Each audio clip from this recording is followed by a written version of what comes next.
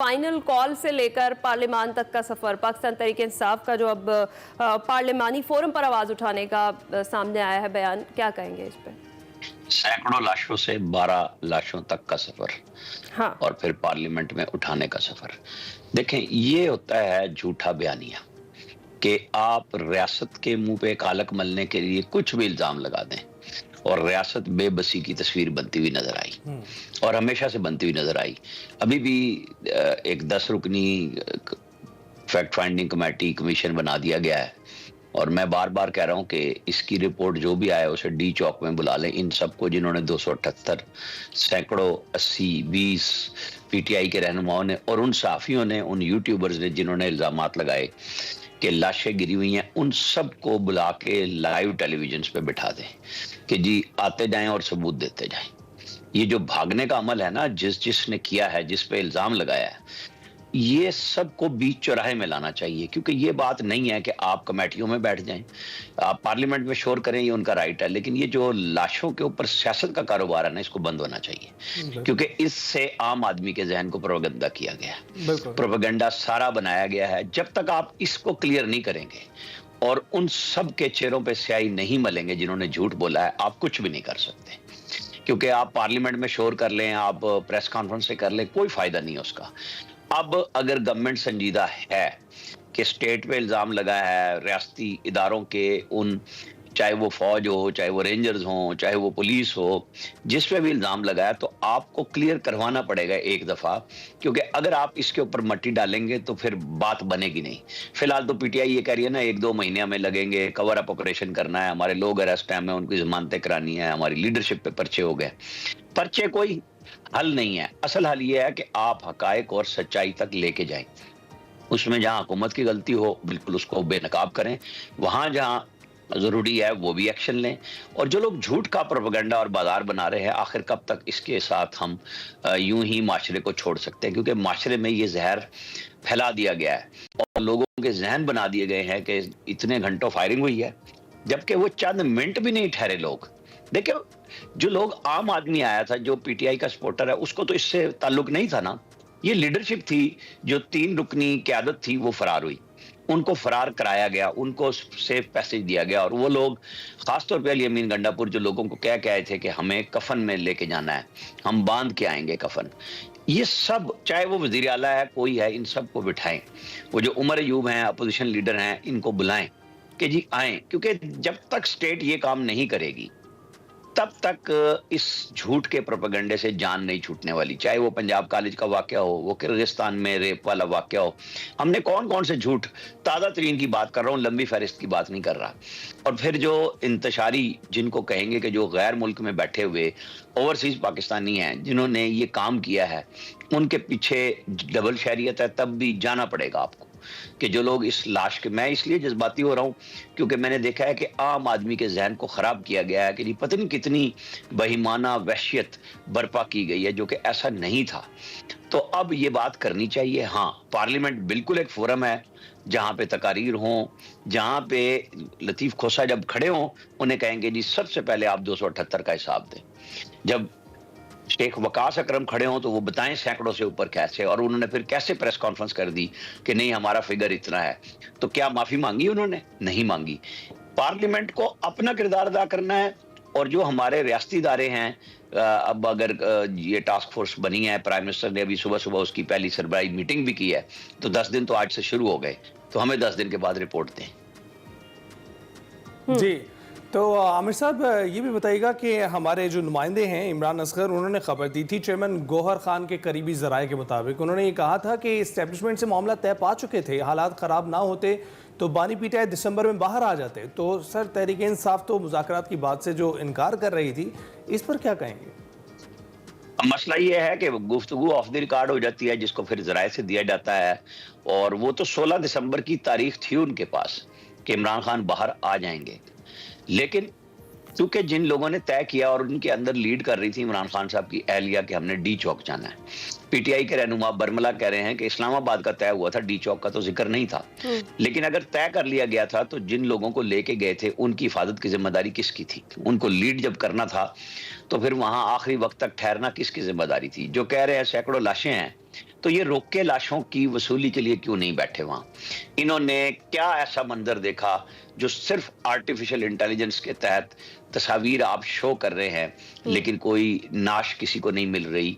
वो क्या क्या यही चीज है कि ये गड़बड़ है। और जो बैरिस्टर गौहर ने गुफ्तगू की बाद में भी कि गोलियां जिस तरफ से भी चली, जिसको सलमान अकरम राजा कह रहे हैं, जिस तरफ से मुराद ये है कि हर तरफ से चली, मतलब कवर अप ऑपरेशन। साथ के साथ पीटीआई के रहनुमा वकील हैं, तो वो उसको दूसरे वकील को कवर दे रहे हैं, हालांकि वो दोनों तरफ की बात कर रहे थे, हुकूमत हो या हमारे लोग।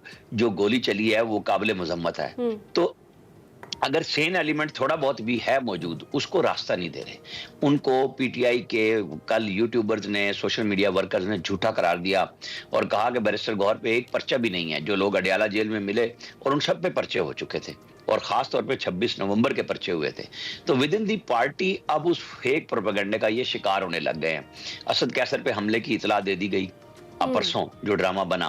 तो अब आप ये देखेंगे झूठ फैलाते हुए ये लोग खुद उसका शिकार होने लग गए। बिल्कुल, यही चीज़ मैं आमिर साहब जिक्र करना चाह रही थी। जिस तरह से एक तो ये शहादतों पर, लाशों पर इन्होंने बात की, और अब आपने कहा कि इनको वाकई अगर पार्लियामान में भी आते हैं तो इस चीज़ का जवाब देना पड़ेगा। इसके अलावा इन्होंने बानी की सेहत से मुताल्लिक कोई जहरीली गैस वाली जो फेक न्यूज़ थी वो भी चलती रही, फिर उससे भी बैरिस्टर गौहर ने डिनाई कर दिया। तो गवर्नमेंट जो है वो ख़ास तौर पर इन चीज़ों का तो हिसाब लेगी, लेकिन सोशल मीडिया पर ये जो फेक न्यूज़ फैला रहे हैं लोग, इनके खिलाफ क्या कार्रवाई होनी चाहिए आपके ख्याल में? आपने इमरान असगर का नाम लिया था, मेरी कल उनसे बात हुई कि इमरान खान की सिचुएशन क्या थी, तो उन्होंने कहा जी कि हम काफी दिन बाद मिले थे, वो पहले से ज्यादा फ्रेश थे। अब कासिम सूरी साहब जो पाकिस्तान से बाहर बैठ के, जिन्होंने इमरान खान का ज़हनी तवाजुन भी खराब कर दिया, उन्होंने कहा कि कुछ लोगों ने कहा कि उन्हें तो GHQ ले जाया गया है। अब ये वो सारी चीजें हैं जो इसी फेक न्यूज के इर्द गिर्द घूमती हैं कि जो भी है उसके लिए पीछे नहीं हटना चाहिए कि झूठ फैलाते रहे हो, साबित करते चले जाओ। इमरान खान तो मौजूद है, बिल्कुल वो ठीक है। वो कह रहे हैं कि मुझे अखबार नहीं मिला, मैं अकेला था, बिल्कुल ठीक बात है। जाहिर है जब अदालतें भी नहीं आ रही थी वहां पे तो वो अकेले ही थे, और जेल का वक्त उन्होंने गुजारा। मुश्किल वक्त होता है हर इंसान के लिए, लीडरशिप के लिए भी यही कुछ होता है, लेकिन उन्होंने तो सारे प्रोपेगेंडे जमीन बोझ कर दिए ये कह के कि मैं ठीक हूं। उन्होंने अपनी बॉडी लैंग्वेज आके शो की, बड़े आराम के साथ। उन्होंने पहले वकला के साथ लंबी चौड़ी गुफ्तगू की, उसके बाद वो साफियों के पास आए, उनसे बातचीत की, कहीं नहीं फील हुआ। तो ये तो अब मतलब जितनी एक तरफ कम गवर्नमेंट की मुलाकातें जिम्मेदारी होंगी, है। बानी पिटियाई उतनी हशाश बुशाश दिखाई देंगे आमिर साहब। देखिए नहीं, मतलब ये बात वैसे तो ठीक है कह दें हम, लेकिन जो कानूनी राइट है वो तो उनका हक है ना कि उन्हें मिले, कि उनके वकला भी मिले, उनकी फैमिली भी मिले। लेकिन जो उनकी पार्टी झूठ बोल रही है उस पे खान साहब कभी तबसरा नहीं करेंगे। वो कहेंगे एकदम मुझे क्या पता, मुझे तो नहीं पता, मैं तो अकेला था। तो ये वो प्रोपेगेंडा है जो वो बैठ के देखे ना। अब उनकी तकारीर बतौर प्राइम मिनिस्टर चल रही हैं। वो TLP को कहते थे रियासत के साथ मत टकराना, उनके हम ही सारे कहते थे कि फिर तुम्हें बताएंगे हम। जब पुलिस की जो नौजवान वहां पे TLP के हाथों गए, जहां बाक हुए, वहां पे कामों की से पहले सॉरी मुरीर के पे, उसके बाद क्या किया? कुछ भी नहीं हुआ। उसके बाद फिर मुआयदा कर लिया। तो ये चीजें होती हैं, और उससे पहले तड़ियां लगा रहे थे कि तुम्हें छोड़ेंगे नहीं, तो स्टेट से मत टकराना। कि पहले वो बाहर तो बतौर वजीर आजम वो क्या बात कर रहे थे, वो बतौर अपोजिशन लीडर क्या कह रहे हैं। अच्छा, ये मवाजना है। बिल्कुल। आमिर साहब ये बताइएगा, गवर्नर राज की बाज़गश्त है, और आपको क्या लगता है KP में गवर्नर राज लग सकता है? वैसे लगाने की तो जरूरत नहीं है। अली अमीन गंडापुर ने फायदा पहुंचाने की बजाय नुकसान ज्यादा पहुंचाया PTI को। बस आपने नाम ले दिया, अली अमीन गंडापुर गारंटी है कि गवर्नर राज नहीं लगेगा तब तक जब तक वो 8 घंटे की रुदाद नहीं सुनाते, तब तक वो 30 घंटे और 12 जिलों के सफर की असल हकीकत नहीं बताते, और उन्हें कौन ले गया D चौक से और वो कैसे चले गए वो उसकी हकीकत नहीं बताते। बेगम बुशरा की बहन और उनकी तर्जुमान पूरा इल्जाम अली अमीन गंडापुर पे आयद कर रही हैं कि वो इनको जबरदस्ती वहां से निकाल के ले गए। ये वो सारी चीजें हैं। जब तक अली अमीन गंडापुर इस पे खामोश हैं, आप समझे गवर्नर राज नहीं लग रहा, क्योंकि वो पर्पस सर्व कर रहे हैं। अच्छा, और आमिर साहब फिलहाल ये तो हमने झूठे प्रोपेगेंडे की भी बात कर ली, PTI पर पाबंदी की बाज़गश्त हम सुन रहे थे, इस हवाले से क्या सोच रही है हुकूमत? देखिए, वो तो एक दफा वजीर इत्तलात ने प्रेस कॉन्फ्रेंस करके कह दिया था कि हमने फैसला कर लिया है, और उसके बाद वो टाइम फिश हो गया। ये प्रेशर टैक्टिक्स होते हैं।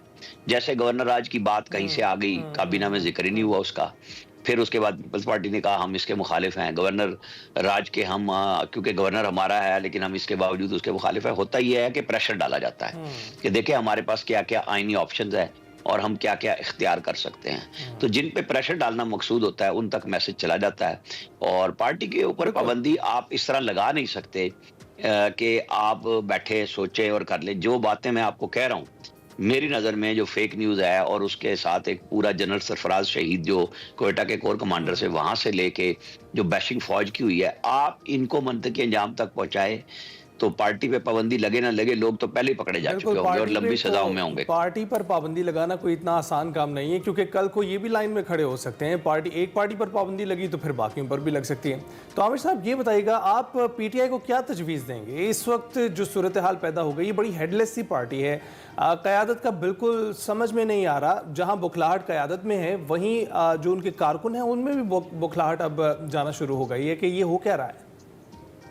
देखिए, पीटीआई की क़यादत ने कल जो रास्ता एक अपनाने की कोशिश की कि पार्लियामेंट में आवाज उठाएं, यहीं से सारे रास्ते निकलते हैं कि वो अपनी एक अच्छी कमेटी बनाएं, स्पीकर को उसमें गैर जानिबदार मुबस्सर के तौर पर डाल लें, हुकूमत से बात करें बजरिया स्पीकर। वो ये भी ना कहें कि हम हुकूमत से बात कर रहे हैं, पार्लियामेंट के जरिए बात करें और जो मामला तय करने हैं करें, चाहे वो आइंदा इलेक्शन के लिए, शफाफ इलेक्शन के लिए इंतजाम करने हों।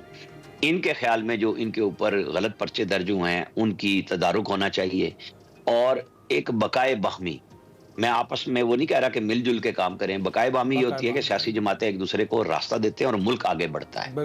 मुल्क के लिए इन्हें बैठना पड़ेगा। आज नहीं बैठ रहे, कल नहीं बैठ रहे, असल में नुकसान तो अवाम का हो रहा है, इस मुल्क का हो रहा है। हुक्मरान अशराफिया हो या अपोजिशन की एलीट हो, सबको कोई नुकसान नहीं होता। मारा जाता है आम आदमी और उसमें मारा जाता है पाकिस्तान। बिल्कुल सही।